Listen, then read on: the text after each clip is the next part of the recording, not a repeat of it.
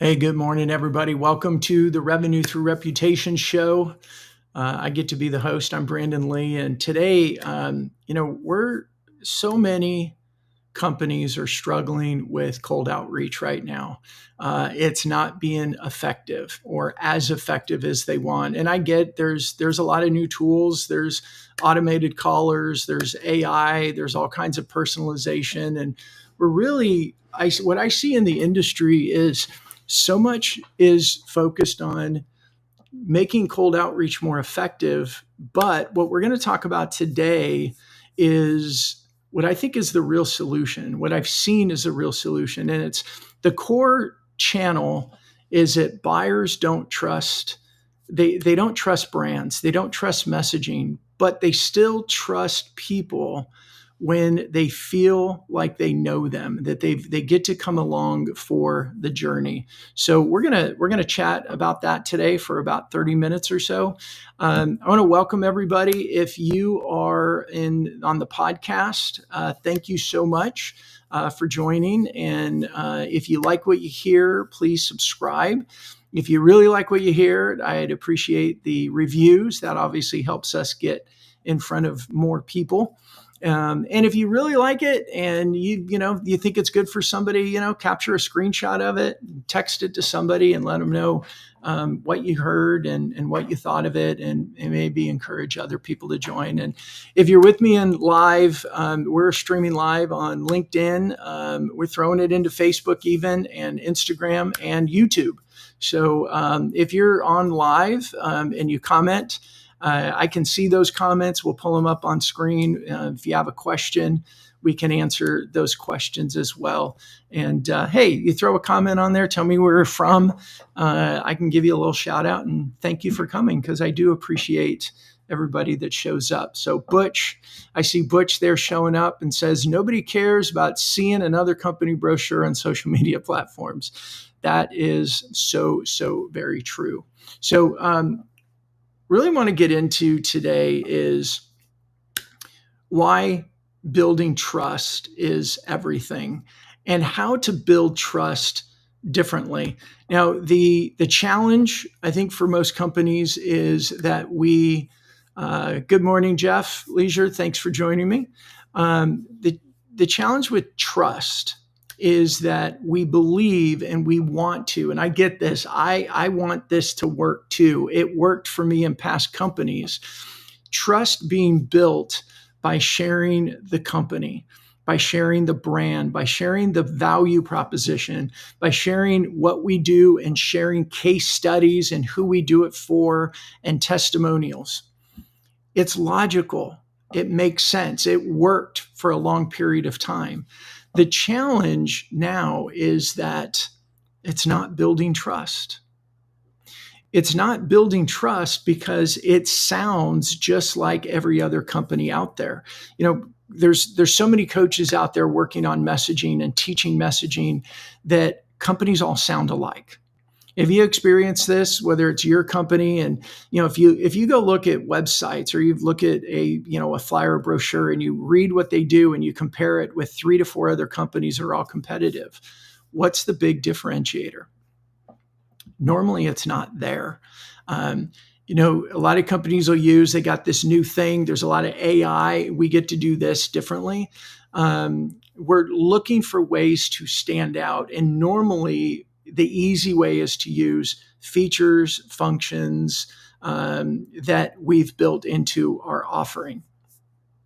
Again, I'm gonna share this. The challenge for all of us is none of that is as different as we think. None of it is as different as we want.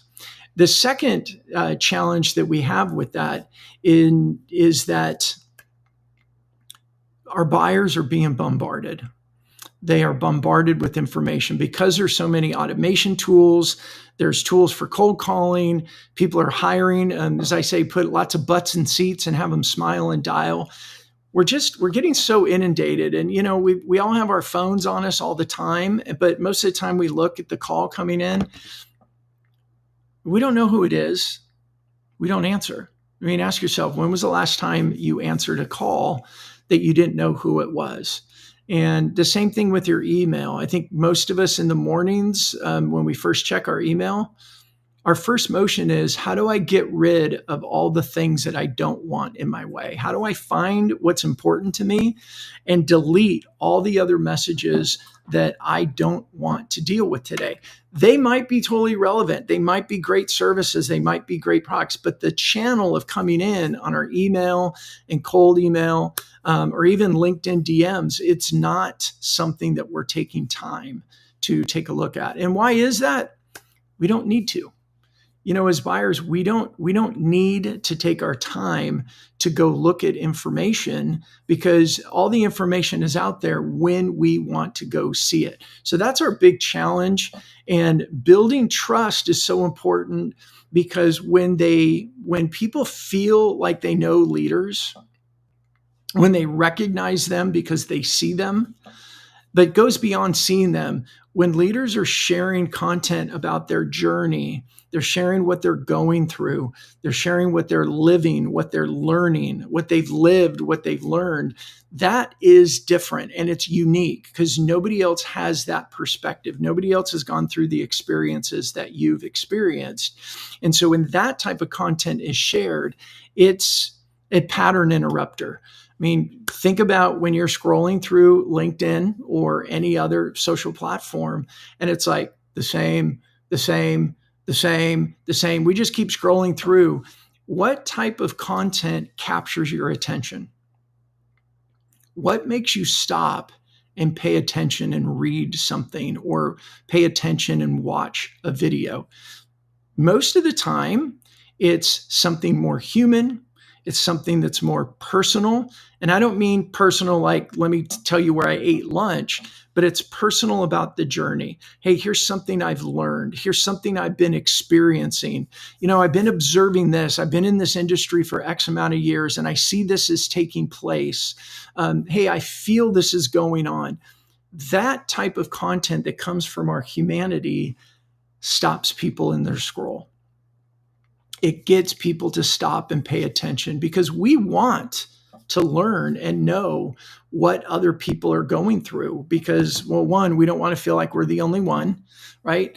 But it's also a great place for us to go and learn and join the journey. So as we're creating that type of content, we're actually building trust. We're building recognition.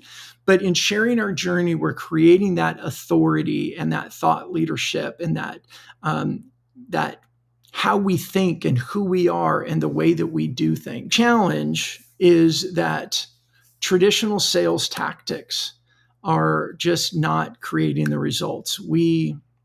I built several companies with call centers, and I loved call centers when they worked. The challenge now, I spoke with somebody this morning, a sales leader in a company, and I was asking about what they're doing and how it was working, and just, being curious what the experience was. And he shared with me basically what we were talking about today. We're doing the cold outreach because we're not really sure what else to do. And we're doing it in the same method that, this is my words, not his, but when I ask, like, well, what are you sharing? What's it? Well, we call and we tell them about our offering and what we do, and we tell them why it's different. We leave a voicemail, and we're getting very, very few returned calls. With the same thing with email. We've got, here's what we do, here's how it's different, here's what the value proposition, standard, right? That sounds good. The challenge is they're not getting the responses. And I'll go back to what I said at the beginning. We're not getting those responses because there's so much information. Everybody sounds the same. We're not standing out. There's not a, what's going on here moment to pause them, because it all sounds the same. So when we're doing this, we're spending a lot of time. I don't know about you guys, but how much time are we spending with tactics that aren't really working? We're burning out our sales teams. We're burning out our marketers. Try something different, change the messaging. We're trying and trying and trying. And really what we end up doing is spending a lot of money, a lot of effort, and a lot of energy. And it leads to stress. It leads to fear. It leads to teams that have so much uncertainty that team members are starting to look for other roles because I don't see the needle moving. This isn't going anywhere. Where I need to start looking for my next role, and then they're divided, right? Their mindset's divided. They're trying to do something. Their passion and heart is in it, but it's not working, and it burns people out. So bottom line for us is we keep doing the same function. We keep doing the same actions without change of success. And companies aren't moving because they're not sure what else to do. Now, what's at stake with all this is burnout, is loss of revenue, lack of growth, and so much fear that comes with it. But the turning point is the change that's happening right now. And I saw an example today that is Pink's window cleaning service. If you haven't looked them up, what they're bringing in their content is their humanity. They're showing now. Look, I get it. It's B2C. I've shared other B2B examples. I just saw this one this morning. It was relevant, but don't throw it out going, oh, well, that's B2C. Our buyers are all consumers. Our buyers are all in business and buying for their business. But the way they've engaged with companies as a consumer is influencing the way they choose and want to engage with companies in the B2B environment. So what we're seeing on Instagram, what we're seeing on TikTok, what's capturing our attention, maybe, yeah, from a consumer standpoint, but it's influencing then the type of content that they want to see, the type of content that's capturing their attention. And, I always want to just pause right there and not really talk about anything else. I mean, that is so important when we look at all of us, whether we're in a business or we're wearing the hat of being just a consumer, being a human, being a parent, being a homeowner, whatever it may be, the type of content that's capturing our attention is that humanity content. I think we're wired, and I don't want to get into, anyone's religion or anything, but I believe that we are all wired. And I see this with humanity. We're wired to connect with other people. And so when our content is leading with people and sharing journey, sharing experience, sharing what we're thinking, sharing what we're going through, it captures attention and it sticks more in the heart, which leads to the brain, instead of going straight to the brain that tends to be, sounds like everybody else, and off it goes, and it doesn't have that sticking power. Our challenge is, how do we get out of it? We've been doing content for, say, the past 15 years-ish, really the same. Our blogs, our emails, our newsletters, our website messaging, it's all focused on the value proposition. It's all focused on features and functions. A key thing for us to remember is that logic causes people to think, but emotion causes people to act. Emotion brings people back. They want to see what's next. They want to see what you're going to share. They want to be more involved because we will naturally find community. Even if we're scrolling and we find people that say things that capture our attention, we'll give them a follow. We'll subscribe. But if we just talk about the functions and the features, we're not inviting them into that emotion. And emotion, as much as we may not like it, humans, our buyers, are emotional people, and they're gonna respond and act from those emotions. So that emotional resonance turns passive content into conversations. So think about this. When somebody reads your next post, how do you want them to feel? We tend to create content to promote and share our value proposition, which is very logical, instead of creating content that helps them feel something. What we found over the years is the easiest way to get people to feel and to lean in is when humans are sharing their journey. They're sharing what they've experienced. I know I say this a lot. What have they experienced? What have they lived? What have they learned? What are they currently living? What are they currently learning? What are you observing? What are you feeling in the industry? That captures attention because it's true thought leadership. Now, I don't mean like you got the big one or two people in an industry that really drive thought leadership, but your own thought leadership from your own experience is the uniqueness that you and your company bring to the table that nobody else can. So executives, we have to look, if this whole conversation is about buyers trust people, not brands. The challenge for leaders is to show up and share their journey and build that trust from human to human in order to get them more interested in the brand.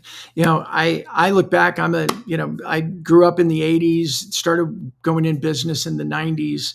And I always look back and go, what did Steve Jobs do with Apple? Like Apple was dying, right? They were up and coming and they were new. And then later they were dying and Steve Jobs brought them back. But he did the same playbook each time. What did he do? He showed up.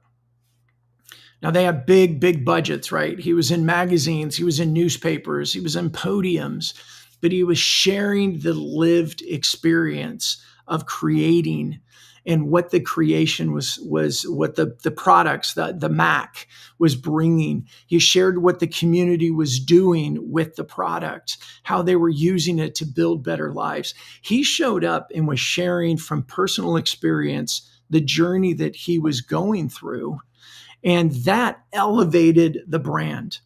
Why did this happen? Because we relate with people more than we relate with brands. But when we connect with the person, we connect with their stories, we connect with their experiences, we connect with their thinking, then the brand comes along with it. So brands alone, they don't break through the noise. So if your logo vanished tomorrow, would people still know it's you talking? Would they still have that connection to you? Guys, this whole episode is about connecting and not promoting. So what tiny slice of your life could you share this week that would start a real conversation? Think about conversations you're having with current clients or with prospects. What questions are they asking? What challenges are they facing? If it's not the call to action I have for you is taking that risk. Now, before I talk about this, I want to say I get it. It's hard.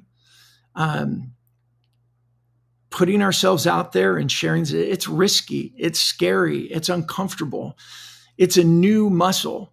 But just like any, workout or new diet or anything that we take on, at first it's going to be uncomfortable. And our tendency is that we want to quit, right? We tried it, it didn't work. I tried it, nobody responded. I did a show, I only got a couple comments, or people aren't signing up. It's scary. I get it. But what I think is even more scary is doing the same activities that we've done for years because it's comfortable, but not getting the results that we need to help our company be successful. I'm going to take a look. Jeff's got a comment here that I'm trying to read while I talk, so let me read it. Does the risk of sounding the same as everyone else challenge us to resist the use of AI, which by definition is created by everyone else? For me, when I share personal humanity in my posts, whether a personal experience from my day or a reference to my dogs, my impressions skyrocket. Yeah, Jeff, thanks for that. And I know you and I have been walking alongside each other for a couple years now, and you've shared that with me multiple times. And I want to address something for people that are listening, going, yeah, that's great. Your impressions skyrocket. But so what? Here's the big so what. People trust people, not brands. When we build that level of trust because we're bringing our humanity, and I'll pause for a second again, doesn't mean we share everything, right? If you're struggling with that, we do a messaging playbook, get into your core pillars. It's 3 core pillars around the business side and 1 to 2 pillars around your humanity. And it gives you a focus of the type of content that you're creating consistently, but building a strategy of saying, what part of my humanity am I willing to bring into this public sphere? And I would say it's much like thinking if you're at a dinner, have a couple of clients there, maybe you have a couple of prospects there, there's a couple of colleagues there. We don't chat 100% of the time about business. In fact, I would say it ends up being 90% non-business. It's all about connecting and building relationship and rapport with people. So the question is, what topics are you willing to talk about in that environment? And where is the ability to create like pillars to build a strategy around bringing that consistently into your content? And I would say for leaders, we don't even necessarily have to pull in a ton of our humanity, but if you share, what have you lived? What have you learned?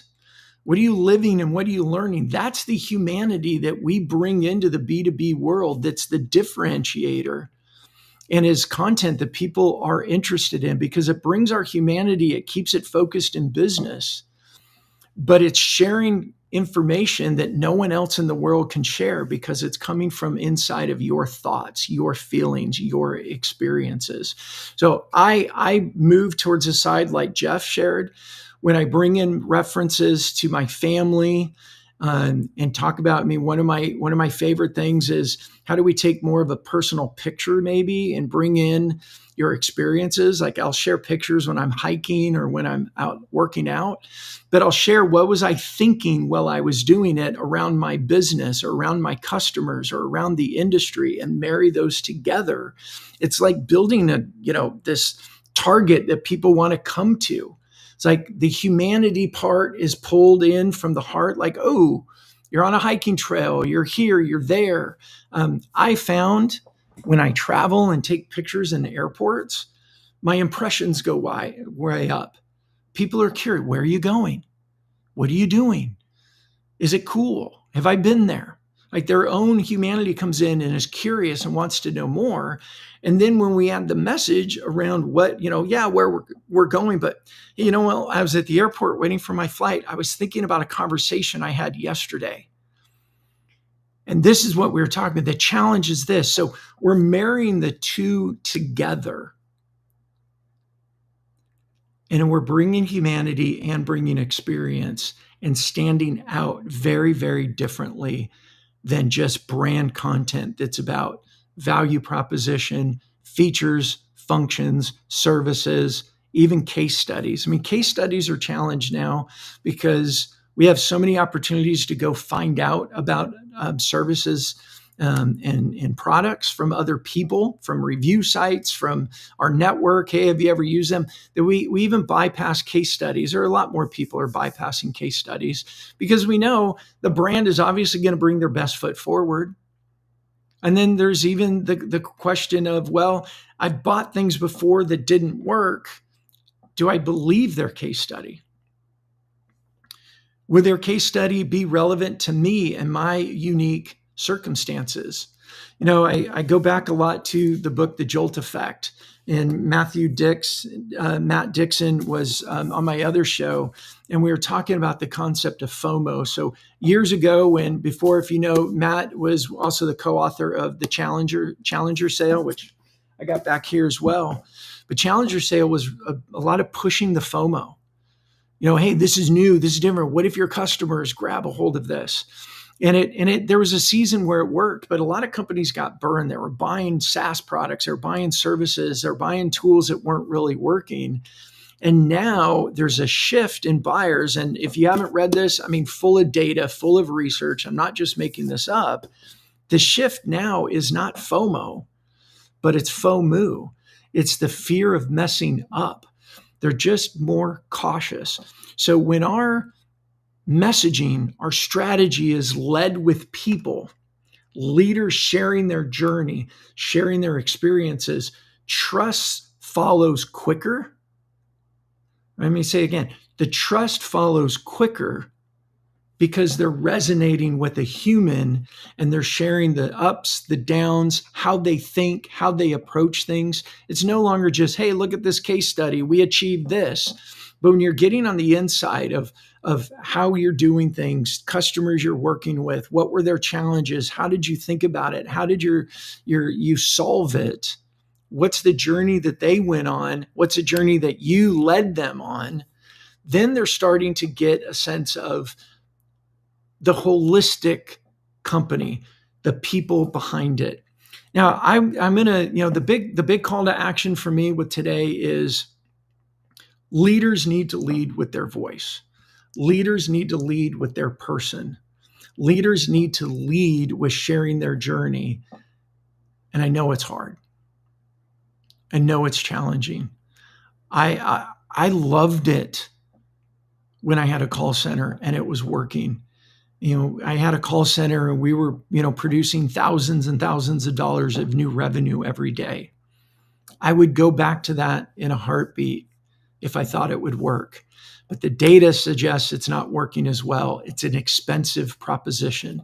Now, that said, I don't want to throw all of it out.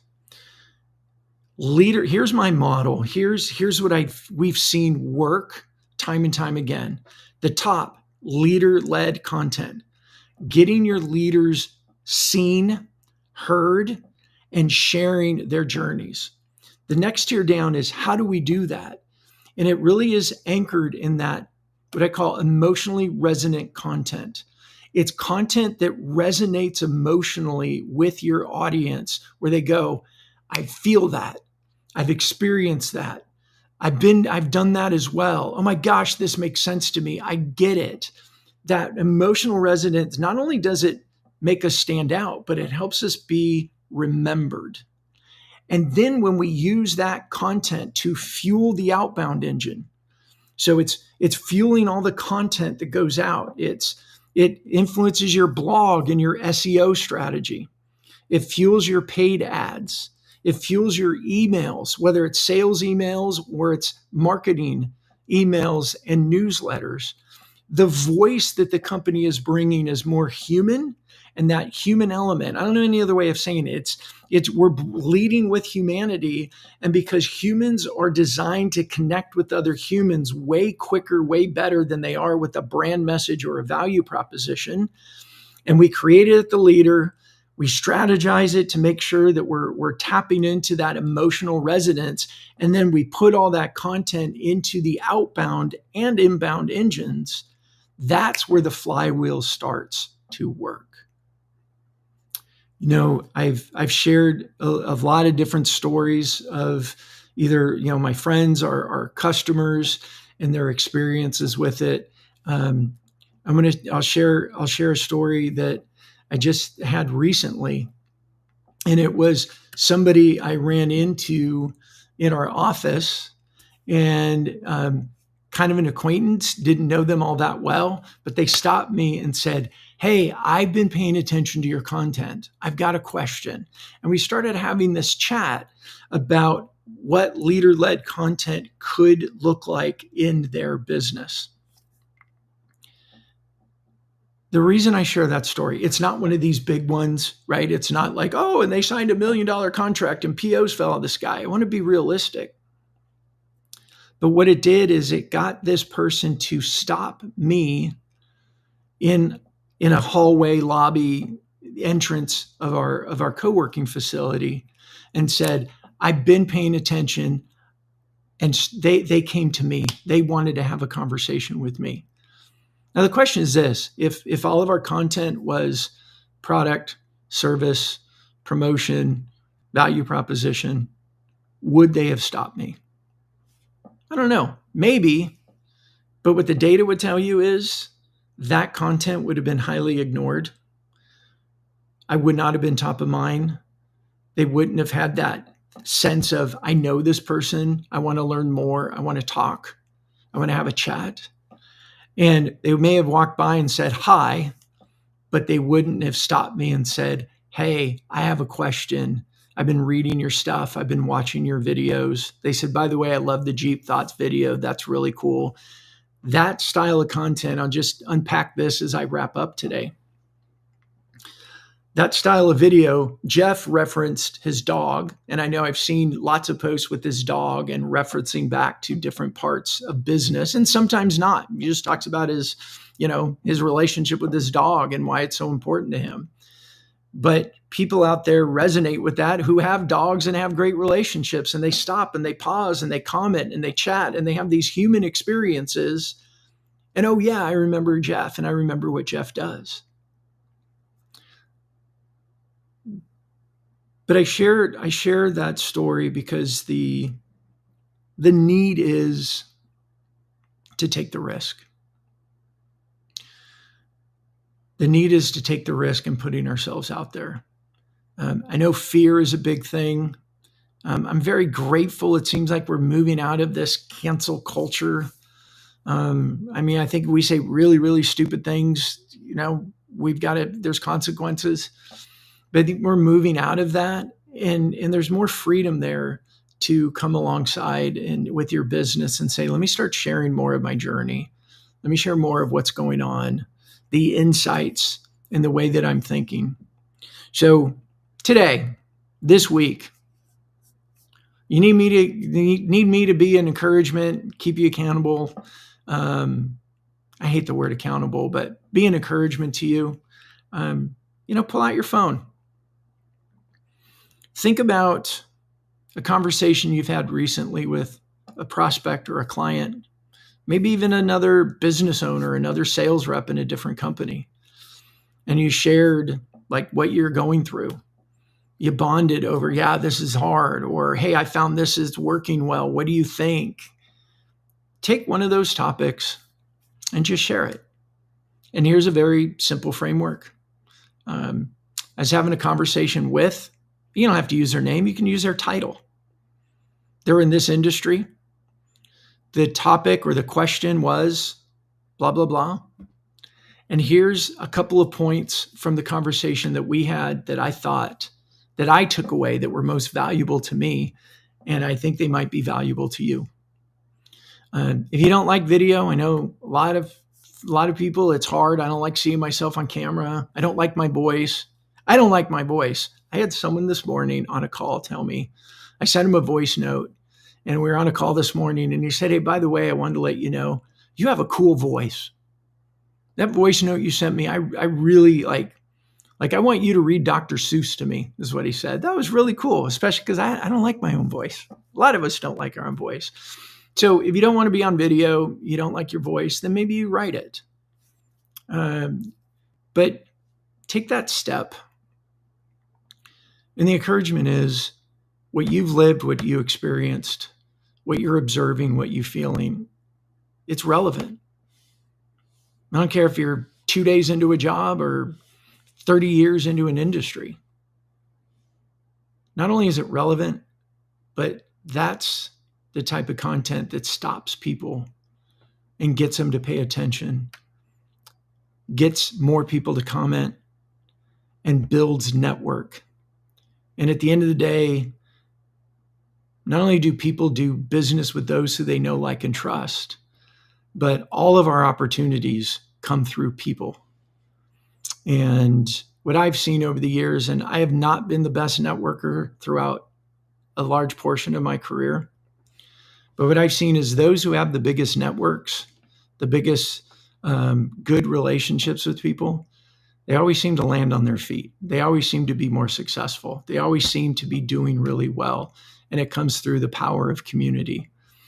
And we have this opportunity through these platforms As soon as I'm done here, I'm going to go get my car. I've got a lunch meeting. I'm going to go pop in on a little gathering of people. I wouldn't even say a networking event, but at the end of today, outside of my show, I might be able to meet with probably 5 or 6 people, which is great in the face-to-face. But through my social content, through the show, the videos, the other pieces we send it out with our blogs and our newsletters and everything else, I get in front of thousands, tens of thousands of people every week. And this is what you can do too. So leaders, whether you're a sales rep, a sales leader, you're at the C-suite, my encouragement to you is go find that muscle. I know it's hard. I know it's different. We go and do workouts and we find that we had muscles that we didn't know existed because now they're sore. But with all the challenges we have to be heard, to be seen, to earn, to generate leads and conversations,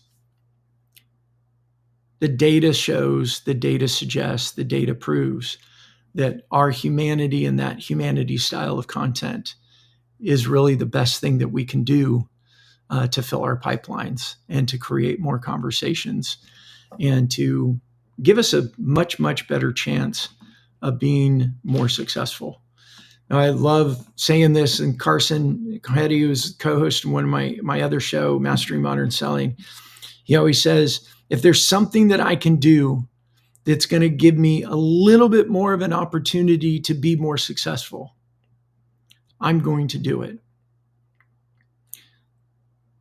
Leader-led content, humanity content, bringing our person into our messaging and our content.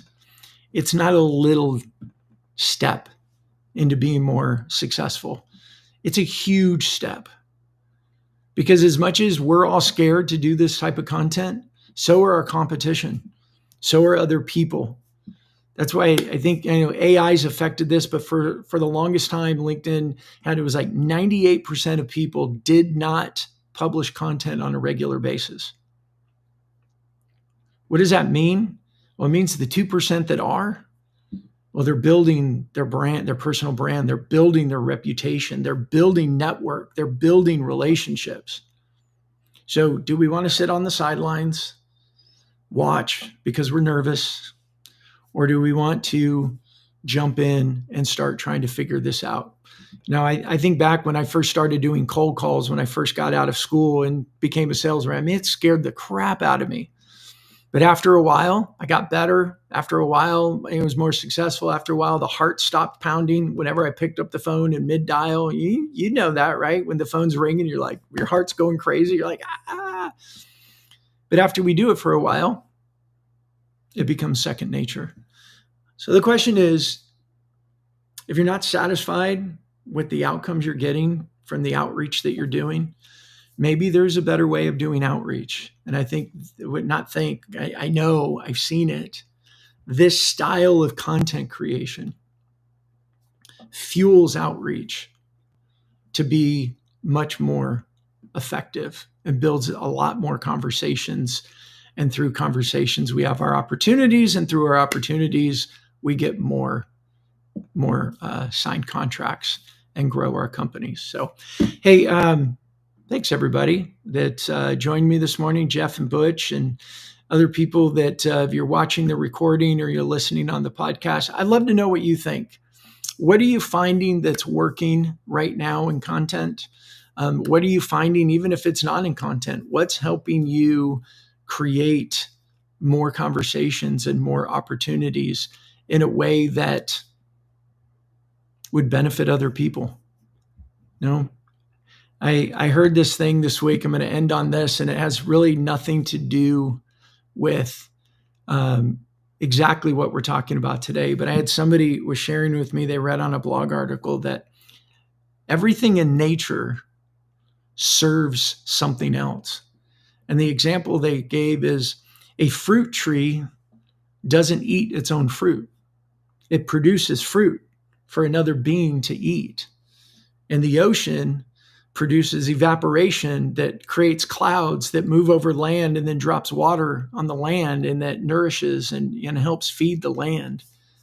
And what it reminded me of is that the more we serve, the more we're aligned with the way the world is supposed to work. So if you're finding something that's working well for you, share it in the comments. Help everyone else out. Let's go and learn and do these things together. So, hey, if this show is sponsored by Fist Bump, which is a company that I started a little bit ago, primarily because I saw this big need to help leaders be more confident and create content to help lead their companies and help their teams create more opportunities. So if you need some help in that area, everything from having a very strategic show to doing different types of content.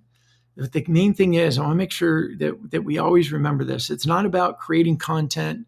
LinkedIn is not a magic bullet, but the style of content feeds the outbound engines, whether it's through social, it's through email, it's through SEO, even through calls. It's the type of content that captures attention and builds that emotional connection that then starts to create more. Yes, let's have a chat. Yes, I want to learn more. I've been watching you guys. I've been paying attention. I want to carve out time to spend with you and learn more. And ultimately, that's the goal, right? We all want to be successful at what we do. So, hey, everybody, thanks so much. Tom, I just saw your comment come up. Thanks for joining. I'm glad the message hits home. For everyone else out there, love to hear your thoughts. What's working? What's not working? And let's bring this into the community and all help each other do better. So thanks for joining us. The show is called Revenue Through Reputation because we only create revenue based on how strong our network is, how many people know us, how many people we know. And that's what we're here to talk about. How do we do that better to fill our pipeline? So thank you, everybody. Appreciate you. Have a great rest of your day, and we'll see you next week.